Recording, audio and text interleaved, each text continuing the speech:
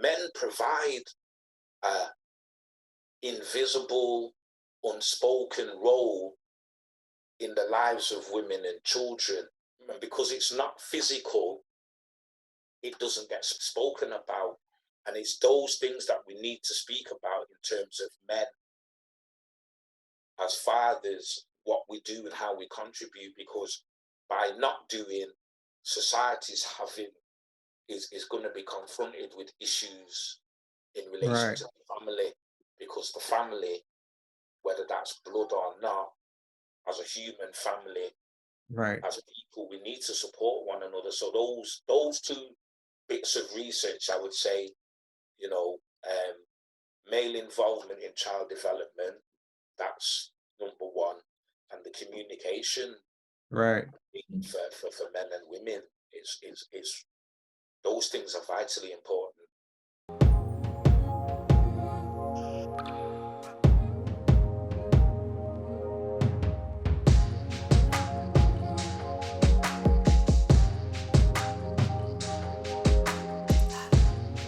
You made mention about your team conducting research. That was in the document you sent me, right? I saw a couple of researches that you guys have done, and you've partnered in certain researches. Can you just share like one research that you guys conducted, and what were your findings in that research? One of the things that we've researched is about the nature of male-female communication. Wow. And that's through conversations with men and women. And in the findings, I've recognized that women communicate their emotions through speaking. Men communicate their emotions through silence. Wow. So it's like, do you feel me?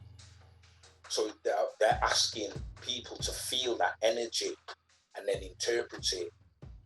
That can be misunderstood in 1,000,001 different ways, because I suppose when I was younger, I used to sit and listen to women talk, and when they spoke, they would, you could tell by the way, the passion, the inflections, the tone, the gestures, but they would share how they feel. I was happy, I was sad, I was disappointed, I was excited.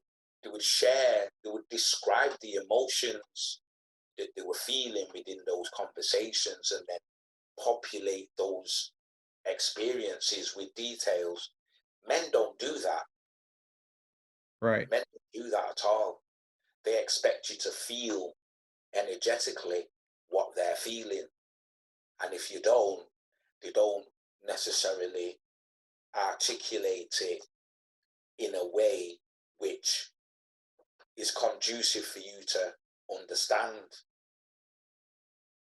as a woman or as another man.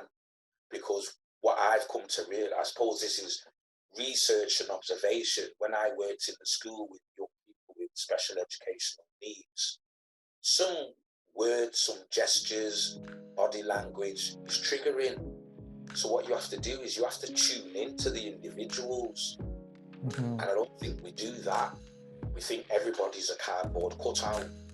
Right. And I can speak to me as I speak to them. No, you can't.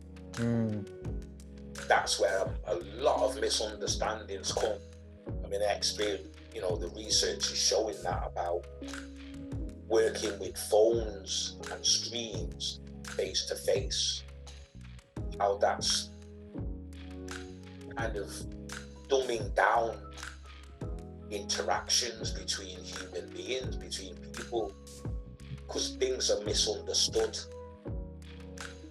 When you're not face to face, you can actually see physically body expressions, facial expressions, language. Do you know what I mean?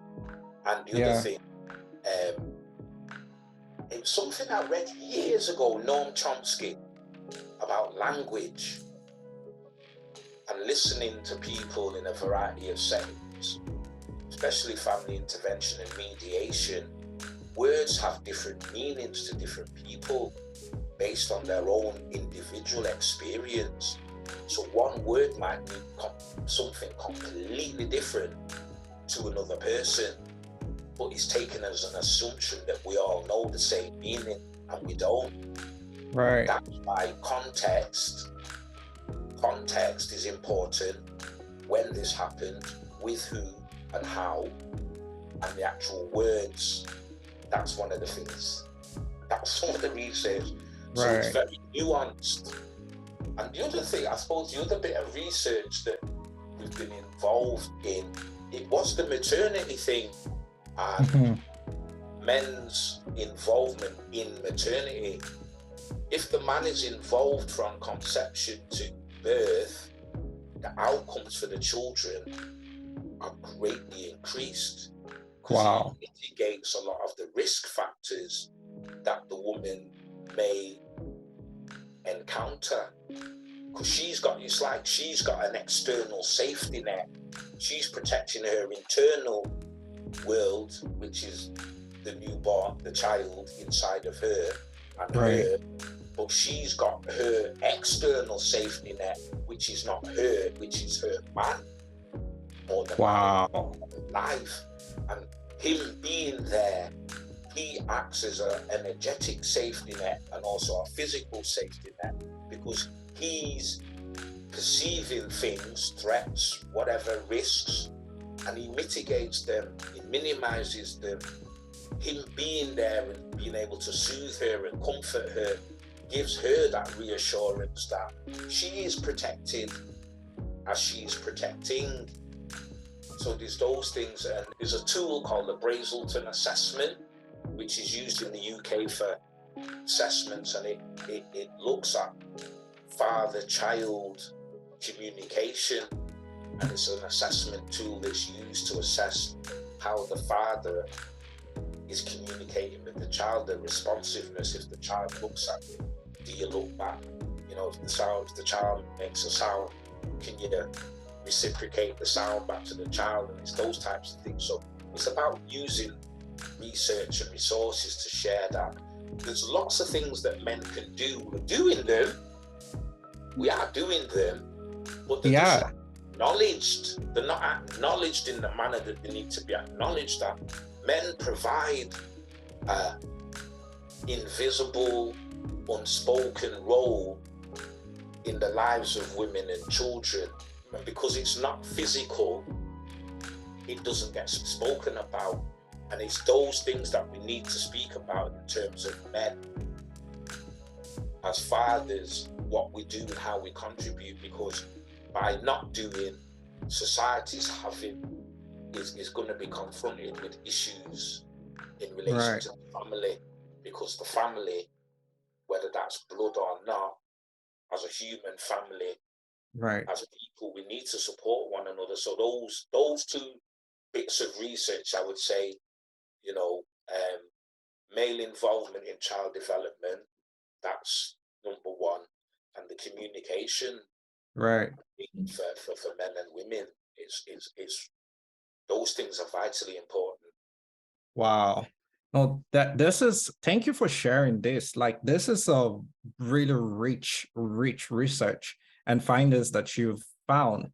And while you were talking, I was thinking about something which I want to ask you. There's this question that's been in my mind. So, speaking about men's involvement in the community, men's involvement in life in general, like in just being an active ally and an active participant of community. I know my audience are men between the ages of 18 to 35, basically, right? So these are young men, you know, and in that category, you have men who are just graduating from teenagers to young adults. And then you have men who are just beginning to start their family or hoping to have their family. What would you say are some maybe key roles or behavior or thoughts, philosophy or perception, or like what are some driving attitudes and behavior would you say that they should start activating within them? If I think, no, it's a very, literally, it's a very pertinent question. If I think back to when I was 18, Right. being honest, I've got a daughter who's 19 now, and I say to her, whatever you're gonna do, whatever you're thinking of doing, been there, done it, seen it. Mm. So for the young people, yes, enjoy your life, but talk to your older people, because they're not talking foolishness. Wow. Generationally, things they change, but they don't really change. We all want to go out with our friends and enjoy. We want to dismiss our parents and adults. They don't know now because they're parents and adults. They've not done what we want to do. Yeah, they have. And they've done it much wilder and much badder than you could ever think. That's a true though. That's lesson number one. Yeah. Young people, if you've been to university and you're thinking you're focused on your goal of career and money, what I would say, this is just my own humble observation, don't chase money. Find your passion. Find the thing. If you're looking to create a career, find something that really you feel so passionate about that if you didn't do it every day, your life wouldn't mean anything. That's what I would say, because I pursued chemistry. My dad was a chemist, but I pursued chemistry because my dad used to make Dettol and hair products in the garage. And I like the look of all the fancy coloured liquids. He never spoke to me directly, I want you to pursue a career in this. But it was just seeing that and understand what's that? The inquiry, the natural inquiry about something. If you're looking for the right career, that you want to make a career, find something that stokes your passion, that you know if you didn't do it every day, something about your life wouldn't feel the same. That's how I felt about chemistry. That's how I feel about work with men and fathers, because ultimately it's about me. Do you know what I mean? It's about me. Right. And take time out for yourself when you need it. Write about your feelings and your thoughts and your ideas. Find people who resonate with you at your very core. Not the stuff that you're outside, you know what I mean? You're giving it the big one and, you know, Action Jackson and you got all the girls. It's when you're by yourself in the middle of the night and shit's happening, somebody who can resonate with that person and you feel comfortable to speak to about that, whatever that is, whether that's a man or a woman, because ultimately, if you don't have those kind of people around you when you're young, when you get to my age, it's long and it can be extremely lonely. Right. And that's what you'll see in communities, that the older people are on their own across the board. They're being left because people are deeming they've got nothing to give, but they have the most because they've lived it. Right. Wow. And you know the Red Pill movement, right? Yeah. I just want you to share your thoughts so far about what you think about the Red Pill movement. And do you think it is actually setting up men for a life of loneliness in the future? Or do you think it is equipping young men with the rationale of being better like men in the community? Like, what are your thoughts? Ooh. Having listened to a few, and I don't know, it can be quite addictive. But the one thing, I suppose, the one thing I've recognized, red pill, blue pill, it's from the film Matrix. Right. And the film, the Matrix trilogy in number 4, the whole series of films is about self-realization. It's about enlightenment. That's what the films are about. The themes, Neo becoming the one, having to go inside and recognize his potential, goes to his oracle, she tells him certain things, he has to believe it to experience it. In the last one, he's realized, he's gone to the source, he's gone to God. God showed him, this is who you are. Now he's have to come out and he's got to live his life based on that knowing. Me and God are one. So the red pill movement, in context, it's a platform to have informed discussion, but the nature of discussions are one-sided and are based on particular people's understanding of male-female relationships from an outside perspective. Wow. So what it will do, and what I've recognized from my own personal experiences, it will leave men angry, bitter, lonely, because what they're not recognizing is they're saying, right, do all of this and this, and they'll use data. The top 80% of women are looking for the top 10% of men. So that leaves out the other 80%. Well, most men, if they're honest, internally, they know what their level is. They know how they are. So acknowledge it. Once you acknowledge it, you will find someone, or someone will be attracted to you. That's the laws of nature. Whether the red pill doesn't speak about that spiritual component, so I've got an issue with it. Some of the things that they say are true. It's having that balanced view.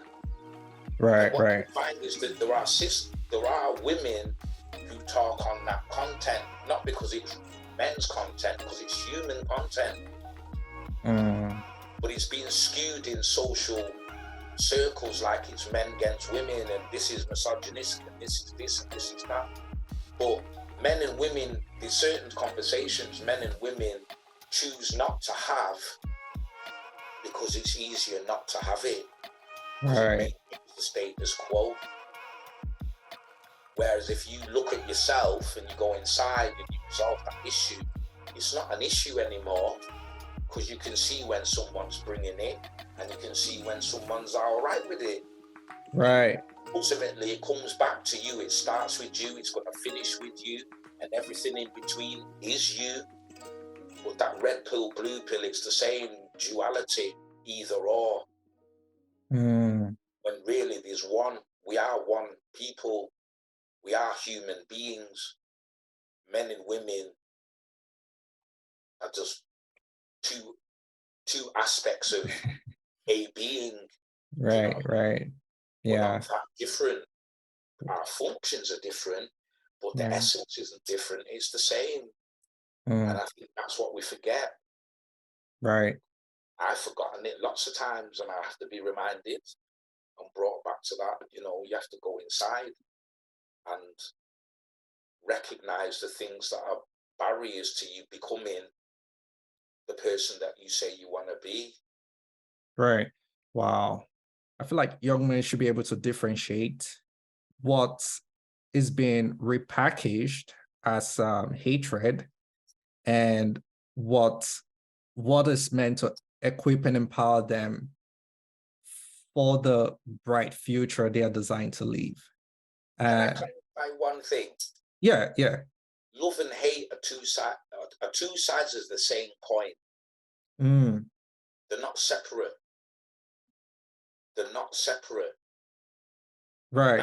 That's what we try to do. I've done it, and I still do it. We try to, oh, I'm loving here, but I hateful here. Well, no. If I love something, the other side of that is I don't like it. Why don't I like Correct. it? So I don't like it because it's not giving me the thing that I want. The thing that I want is the love. So then I have to remove my own internal barriers Right. so I can get that. Right. That's the Right. Right. reason I don't like it. It's not an external thing. It's an internal thing that manifests outside because people trigger Right. it in me. Got you. Yeah. You Okay. understand what? Yeah. Exactly. I think. Yeah. What I was meaning to say is. Yeah. Okay. Probably. What I should say is this: men should be able to differentiate when someone is trying to gaslight them. Because when I say gaslight, it's in the sense that the just like you said, there's a hurt component of everyone, and yeah, you understand, right? And some people are using the gaslight technique to drive some type of a movement, right? To drive some type of whatever sort course or whatever movement it is, right? As they're using that hurt to their own advantage. A lot of men are not able to differentiate. Is this person really helping me, or is this person just taking advantage of that hurt I have inside of me? Right. And that's why I say men should be able to differentiate what genuine love is versus, the aspect of this person hates you. Meanwhile, it's not like this person hates you. That's why maybe women are exhibiting A, B, C, and Z or whatever. It's just because it's just human nature, and it's something that men would have to grow to understand. There's something I got to realize that they say uh, men sometimes can get to be big babies, and it seems like sometimes a lot of them don't get to mature the right way. So it's like a fruit, whereby if the fruit is not properly rooted, like if it's not nurtured in the right way, it grows prematurely. Even while the others that got like rooted and planted and taken care of, they get to mature into a juicy fruit. You understand, right? And we can see that as a young man who is watching this podcast or listening to this podcast, and you just ask yourself, like, am I being triggered? Am I being gaslit? Am I permitting them to gaslight me? Am I permitting them to take advantage of the hurt I have inside of me, the trauma I have? Because it's a normal and natural thing. Barrington had his own, he has his own trauma. I have my own trauma. And we were both able to process our trauma the right way. And we started, first of all, by ourselves. And then we started looking out for the tools, effective tools, positive tools, and practices that can help us repackage that trauma and find strength inside of it, right? And use that strength for good, right? Not using whatever it is to hurt and recreate the circle of hatred. I really like your take on this topic, and I feel like young men should really get to be open to have this conversation and just speaking, like you said, to older men who are fully experienced in things like this, so that they don't get misguided, because it's very easy to get misguided right now. Yeah. Oh gosh, like I said, I'm nearly 60 and I get misguided. I get pulled because it's a tug that's tempting, like Right. going to a sweetie shop and you're saying, right there, the door's open, go in. Right. Sweeties. But in the back of your mind, I'm really not supposed to eat sweeties. Right. You go in and you go in with all guns blazing. I've got to eat sweeties. Right. Like that. And the gaslighting is you gaslight yourself. Wow. You gaslight yourself because you tell yourself narratives that are not true. Wow. Your ideas and beliefs and your understandings about what things are and how they actually are, you end up gaslighting yourself. That's what I have to make clear. It's you and you and you and nobody else. They just a reflection, like a mirror, to show you this is a thing that needs addressing. Wow. So your life is an actual mirror to the stuff that's happening inside of you. And if each person can take responsibility for that process for themselves, then life becomes a lot more congruent, Mm. and you can actually have the things that you say you want in the manner that you want them. But it takes hard work, it takes introspection, it takes time, it takes ownership, you know what I Right. mean? Right. And the sooner you start, the better.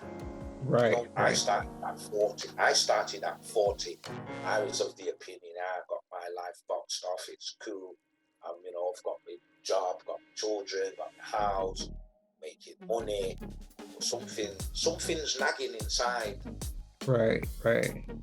Right. Pay attention to that nag, because if you don't, it gets bigger as you get Right. older. Right. So Right. it's addressing that inner stuff. You know what it is? Your relationship with your parents, what they didn't give you, what they did give you, how they gave it you, did it meet your needs? My girlfriend, my boyfriend, my friends, am I doing stuff for them to like me, or do they like me for me?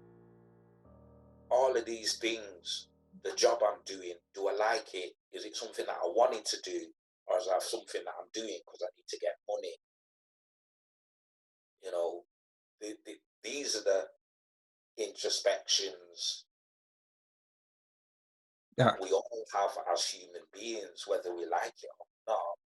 And it's about being honest with it, because, Exactly. you know, who can judge you? Really?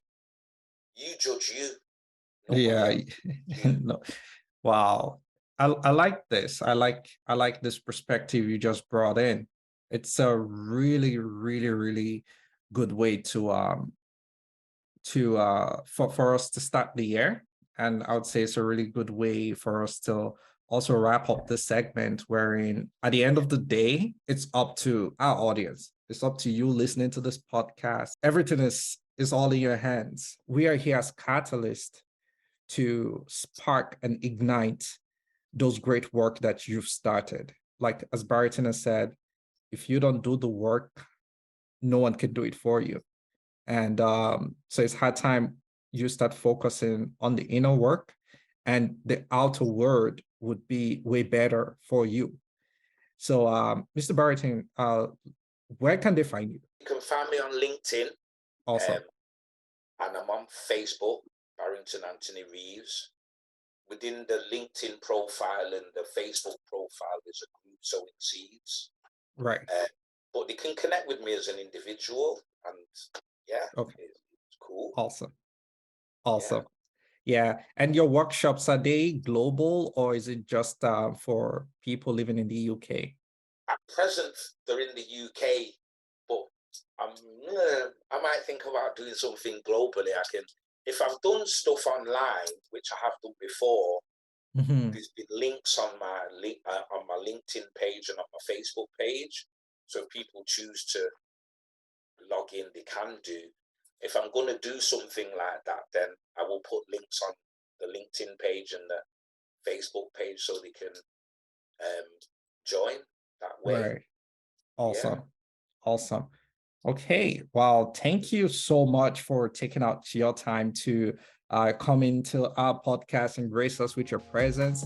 It's been a fantastic conversation. You've shared a lot of things. We've had a lot of remarkable and fantastic conversation that I believe that our audience will be really, really excited to listen, watch, and also just that they can piggyback on a lot of things. And I believe that they'll be taking in a lot of golden nuggets, right? That they can use in improving their life.